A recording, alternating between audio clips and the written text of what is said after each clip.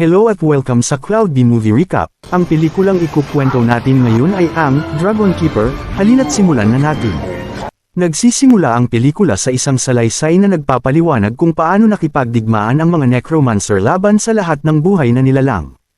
Wala nang ibang paraan ang mga tao kundi makipagsanib puwersa sa mga dragon, at sa huli, nagwagi sila laban sa mga necromancer. Nabuo ang isang sagradong ugnayan sa pagitan ng mga dragon at ng ilang taong may dalisay na puso, na tinawag na Dragon Keepers. Ngunit, nang umiti ang inggit sa puso ng emperador sa kapangyarihan ng mga dragon, kaya't nagpa siya siyang hulihin ng mga dragon at patayin ang mga taong nakaugnay sa kanila. Bumalik tayo sa kasalukuyan, nakikita natin si Master Lan at ang kanyang mga tauhan na nagbebenta ng dugo ng dragon sa isang lalaking nagngangalang daw kapalit ng 20 barya. Matapos nilang mapatunayan na tunay nga ang dugo ng dragon, tiniyak ni Dao na bibigyan siya nila ng 20 ulit pa sa halagang iyon kung makakahanap siya ng buhay na dragon. Gayunpaman, tinanggihan ni Master Lan ang kahilingang iyon dahil tanging ang emperador lamang ang may kakayahang magbigay ng ganoong halaga. Habang umaalis si Dao dala ang Dragon Blood, may isang matandang lalaki na bumaba ng isang umiiyak na sanggol sa parehong gusali kung saan naganap ang negosasyon, isang palatandaan na may dakilang kapalaran ang bata na iyon. Ang iyak ng sanggol ang nakakuha ng atensyon ni Master Lan, kaya't nagpa siya siyang kunin ang bata papunta sa kanyang lungsod at gawing alipin pagdating niya sa tamang edad. Pagdating nila sa lungsod kasama ang kanyang mga tauhan, ipinagkatiwala ni Master Lan ang sanggol sa kanyang matandang alipin na si Lao para alagaan ito. Nang mapansin ni Lao ang kwintas na nakasabit sa leeg ng bata, pinangalanan niya itong Ping. Samantala, dinala naman ni Dayo ang garapon ng Dragon Blood na binili niya mula kay Master Lan sa kanyang may sakit na ina. Ayon sa alamat, nakagagamot ang Dragon Blood sa anumang karamdaman, kaya't balak gamitin ito ni Dayo para pagalingin ang kanyang ina. Ngunit sinabi ng kanyang ina na huli na para doon, iniwan kaagad siya na may polem na mamuhay ng mabuti bago siya malungkot na pumanaw. 6 na taon ang lumipas, at lumaki na si Ping. Ginaisang siya ni Lao noong umaga at ipinaalala na araw na ng pagpapakain. Nasapit ang 2 dragon ni Master Lan na nakakadena, at iyon na ang araw na pagpapakain nila. Nadismaya si Ping nang hindi siya pinayagang pakainin ng mga dragon at imbilan na lang siyang pakainin ang mga manok. Habang pinapakain ni Ping ang mga manok, nalaman natin na mayroon siyang alagang daga na tinawag na Haha. Pagbalik ni Master Lan mula sa paglalakbay, iniutos niya kay Lao na dalhin ang basket ng pagkain patungo sa pit ng mga dragon. Tinanong ni Ping kung bakit pinapayagan niyang trituhin siya ni Master Lan ng ganoon, ngunit pinaalalahanan siya ni Lao na siya ay tagapamahala at sila ay mga lingkod lamang. Ganyan ang kanilang kapalaran, hindi ito mababago. Nasaksihan ni Ping kung paano nadapa si Lao habang dinadala ang pagkain para sa amo. Sinubukan ni Master Lan na hampasin ang matandang babae upang siya'y tumayo muli. Ngunit nakiusap si Lao na itigil ito at sinabi na siya na lang ang magdadala ng pagkain. Inilagay ng mga tauhan ni Master Lan ang napakabigat na basket sa ulo ni Ping at dinala siya sa kanilang patutunguhan, ang pit ng mga dragon. Itinapon ni Master Lan ang pagkain sa loob ng pit, at nakita ni Ping na nasa loob ng basket pati ang kanyang alagang daga, ngunit huli na para iligtas ito sapagkat naihagis na rin ito sa loob ng pit. Kinuha ni Ping ang basket at, habang palabas na sina Master Lan at ang kanyang mga tauhan mula sa kuweba ng mga dragon, hindi siya makaalis hanggat hindi niya iligtas si Haha mula sa pit. Gumamit siya ng lubid upang pumasok sa pit ng dragon, ngunit nadapa siya at nasugatan. Lumapit ang isang dragon na nagngangalang Danzi, at labis ang takot ni Ping. Nang makita ng dragon ang sugat sa kanyang palad, nakipag-usap ito sa ikalawang dragon na si Lu, at may nangyaring nakakagulat. Naglabas si Lu ng isang asol na substansya mula sa kanyang bibig at ginamo ang sugat ni Ping. Dahil sa gawain ito ng kabutihan, napagtanto ni Ping na hindi masama ang mga dragon at nagpasalamat siya sa kanilang tulong. Matapos mailigtas ni Danzi si Haha mula sa pit, nagkaroon si Ping ng panaginip noong gabing iyon. Nananaginip siya na nakikita si Lu sa loob ng isang kuweba. Ipinakita ni Lu kay Ping ang kanyang itlog, ang hindi pa ipinapanganak na sanggol na tinawag na cat. Nakiusap si Lu kay Ping na tulungan siyang dalhin ang itlog sa kuweba at ilagay ito sa loob ng lawa, sapagkat doon lamang mapipisa ang sanggol. Sumagot si Ping na isa lamang siyang lingkod, ngunit sinabi ng dragon na higit pa siya sa inaakalang halaga. Nagising si Ping mula sa kanyang panaginip at napansin niyang kumikislap nasol ang kanyang kwintas dahil sa lindol. Nalaman ni Lant na may namatay na isa sa mga dragon, at lumalabas na si Lu ang nasawi. Inutusan ni Master Lan ang kanyang mga tauhan na mabilis na ilabas ang bangkay ng dragon upang ito'y mabenta bago mawala ang kalidad. Kinabukasan, nizulayan ni Ping ang daan-daang sundalong pumapasok sa lungsod kasama ang isang hola mula sa Imperial Palace. Agad na binigyan siya ni Lao ng isang garapon ng tsaa upang dalhin sa isang Panginoon mula sa palasyo na nagngangalang Dao, na bumisita sa lungsod kasama ang mga sundalo. Hinayla palabas si Master L upang harapin ang parusang ipinataw sa kanya dahil sinisisi siya ng Panginoon ng Imperial Palace sa pagkamatay ng dragon. Habang naglalakbay si Ping upang ihatid ang tsaa, narinig niya ang pag-uusap ng commander sa Panginoong Dayo na nagsasabing hindi magiging madali ang puwersahang pagpasok sa huling buhay na dragon, na si Danzi. Madali sanang patayin ang dragon, ngunit iba ang hamon sa pagpapasok nito sa hola. Ipinilit pa rin ni Panginoon Dayo na gawin ito ng general dahil kailangan na sariwa ang dugo ng dragon upang pagalingin ang may sakit na emperador. Pagkatapos ibigay ni Ping ang tsaa kay Panginoong Dao, nakita nitong sinusubukang patayin ang alaga niyang daga. Ngunit, hindi namamalayan ni Ping, naglabas siya ng asol na kapangyarihan mula sa kanyang palad upang pigilan ang Panginoon. Ngumiti si Dao sapagkat natuklasan nila ang solusyon upang mahuli ng buhay ang dragon. Dinala niya si Ping sa pit ng mga dragon at tinakot ang dragon na patayin si Ping kung hindi ito kusang susunod papunta sa Imperial Palace. Ginamit niya ang pamamaraan na ito dahil kakaiba ang ugnayan ng mga dragon sa kanilang Dragon Keepers. Si Ping ay isang Dragon Keeper, at hindi papayagang mamatay siya ng dragon kahit pa ang sarili nito'y malagay sa panganib. Bagaman na ipasok ng mga sundalo ang dragon sa hola, naglabas siya ng napakalakas na puwersa sa pamamagitan ng kanyang sigaw na nagpalipad kina Master Dao at ang mga sundalo sa ere. Agad na sinamantala ng dragon ang pagkakataon upang basagin ang hola at ibinigay kay Ping ang kanyang itlog bago muli itong makulong. Nang makita ni Panginoong Dao ang itlog sa bag ni Ping, inutusan niya ang mga tauhan na hulihin ito kahit pa mga hulugan iyon ng pagpatay sa kanya. Sa desperasyon, nagpadala siya ng laso na insekto upang tusukin si Ping. Sa mismong sandaling malapit nang mamatay si Ping, ginamo ng itlog ang kanyang sugat. Bumalikat ang dragon at tumigil lamang ng banta ni Master Dao na ihagis sina Ping at ang itlog mula sa gusali.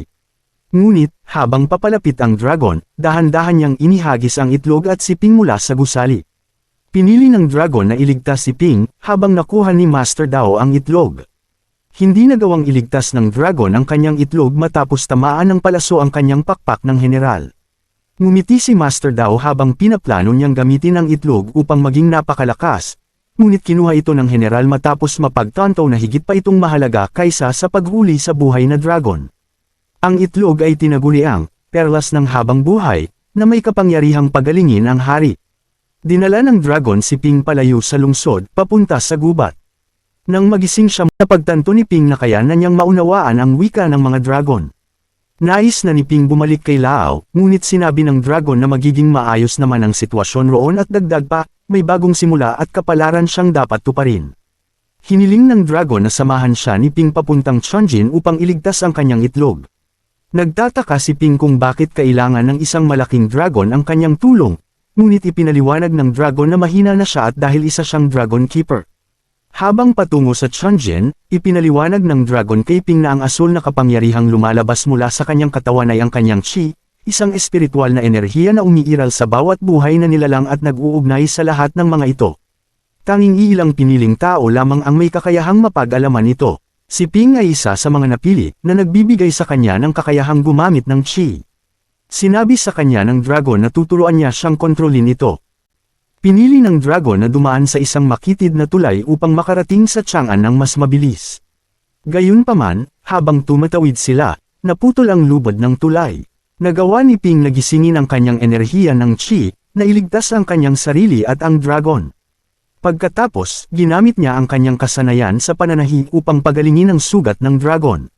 Samantala, dumating ang general sa palasyo ng imperyo at ipinakita ang itlog ng dragon sa hari.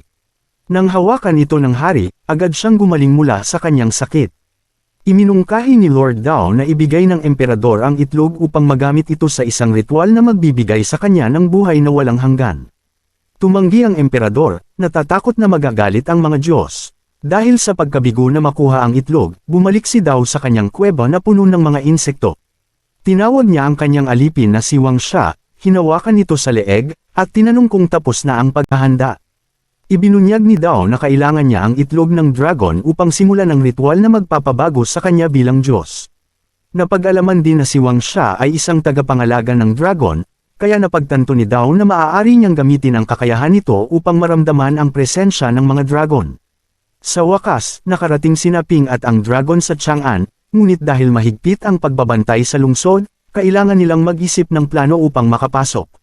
Dinala ng dragon si Ping sa ilalim ng tubig, patungo sa isang kuweba na tinatawag na Wowang, kung saan makikita ang mga alaala ng isang sinaunang digmaan sa pagitan ng mga dragon at tao. Ipinaliwanag ng dragon na minsang nakipag-alyansa ang mga tao sa mga dragon ngunit kalaunan ay pinagtaksilan sila. Sa sandaling iyon, lumitaw si Wang Xia, at nakilala siya ng dragon bilang tagapangalaga ni Lu, ang yumaong dragon. Sinabi ni Wang Xia na alam niya ang isang paraan upang makapasok sa palasyo ng imperyo at mabawi ang itlog. Gamit ang kanyang enerhiya ng Qi, binuksan ni Wang Xia ang isang lihim na lagusan ngunit inutusan ang dragon na manatili sa likuran, dahil masyado itong madaling mapansin. Sumama lamang si Ping kay Wang Xia sa lagusan. Habang naglalakbay, tinuruan ni Wang Xia si Ping kung paano kontrolin ang kanyang kapangyarihan sa Qi. Nagpasalamat siya, ngunit lumitaw ang lungkot sa mukha ni Wang Xia, na nagpapahiwatig ng kanyang nalalapit na pagtataksil. Bilang bahagi ng plano, inaliw ng dragon ang mga gwardya sa pamamagitan ng pagsalakay sa kanila. Ang libu-libong sundalo ay hindi kayang labanan siya. Sa takot, inutusan ng hari ang kanyang general na harapin ang dragon. Sinamantala ni Ping ang pagkakataon, humarap sa hari, at hiniling na ibalik ang itlog ng dragon. Nang ipag-utos ng hari sa natitirang mga gwardya na hulihin siya, ginamit niya ang mga teknik sa Qi na itinuro ni Wang Xia upang agad na mapabagsak ang mga ito. Samantala, nakipaglaban ng isa-isa ang general sa dragon habang sinubukan ng kanyang mga sundalo na itali ito gamit ang mga kadena. Matagumpay na nakuha ni Ping ang itlog at tumakas. Habang tumatakbo, nagkunwari siyang tinamaan ng isang palaso at ibinagsak ang isang pekeng itlog upang iligaw ang mga sundalo. Dahil dito, nakatakas ang dragon habang bitbit ni Ping ang tunay na itlog. Gayunpaman, hinarap siya ng prinsipe, ngunit nagawa niya itong talunin bago ipagpatuloy ang pagtakas. Binalaan ni Wang Xia si Ping na huwag dumaan sa kanilang nakatakdang ruta ng pagtakas, dahil alam niyang naghihintay si Lord Dao upang salakayin siya. Nang makarating si Ping sa labasan, pinakawalan ni Lord Dao ang kanyang mga insekto upang salakayin siya at inagaw ang itlog. Sinundan siya ni Wang Xia ngunit lihim na naghulog ng panlunas sa bibig ni Ping, na nagpagising sa kanya. Pagkaraan ng ilang sandali, natagpuan siya ng general at tinutukan, pinipilit siyang dalhin siya sa itlog o harapin ang kamatayan. Samantala, sinimulan ni Lord Dao ang kanyang ritual upang maabsorb ang kapangyarihan ng itlog at makamit ang buhay na walang hanggan. Pinilit ng general na pigilan siya ngunit inatake siya ng mga insekto ni Dao. Ginamit ni Ping ang kanyang Qi upang sirain ang mga insekto ngunit sa proseso, aksidenteng napabagsak din ang general. Nakarating ang dragon, na alerto sa panganib, upang tulungan si Ping.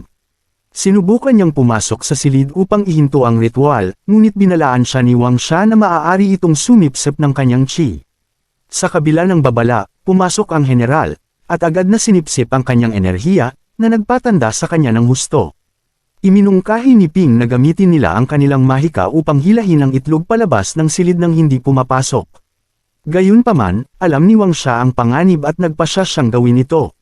Matagumpay niyang nakuha ang itlog, ngunit naubos ang lahat ng kanyang Qi, na naging sanhi ng kanyang kamatayan at pinutol ang ritual. Sa halip na makamit ang buhay na walang hanggan, naging isang halimaw na higanti si Lord Dao. Noong una ay galit siya, ngunit agad niyang napagtanto na may sapat siyang lakas upang sakupin ang buong palasyo. Habang sinugod ni Dao si Ping, ipinagkatiwala niya ang itlog sa general, na isiniwalat na naglalaman ito ng anak ng huling dragon at kailangang protektahan. Sinubukang dalhin ng general ang itlog sa kaligtasan, ngunit hinarap siya ng mga nilalang na tila mga bangkay. Dumating ang dragon upang tulungan si Ping sa laban kay Dao. Ayon sa plano ni Ping, pinagsama niya ang kanyang Qi sa dragon at pinakawala ng isang makapangyarihang pagsabog. Sa halip na pahiniin si Dao, lalo siyang lumakas, na nagresulta sa pagbagsak ng buong kastilyo at kanyang pagkamatay. Matapos matalo si Dao, ginamit ng dragon ang kanyang Qi upang alisin ang mga natitirang nilalang at iligtas ang general at kanyang mga tauhan. Ibinigay ng general ang itlog kay Ping, at dinala siya ng dragon sa kaharian ng mga dragon. Doon, huminto sila sa isang kuweba, kung saan inutusan ng dragon si Ping na ilagay ang itlog sa banal na tubig upang mapisa ito. Sinunod niya ito, at lumabas mula sa itlog ang isang batang dragon. Matinding sugatan sa laban, isiniwalat ng dragon kay Ping na siya ay malapit ng mamatay. Pinangalanan niya ang batang dragon na si Kai at ipinagkatiwala ito kay Ping. Upang hindi siya mawala, ginamit ni Ping ang kanyang chi upang itaas ang dragon sa kalangitan at dalhin ito sa isang lugar kung saan maaari siyang gumaling. At dito na nagtatapos ang pelikula.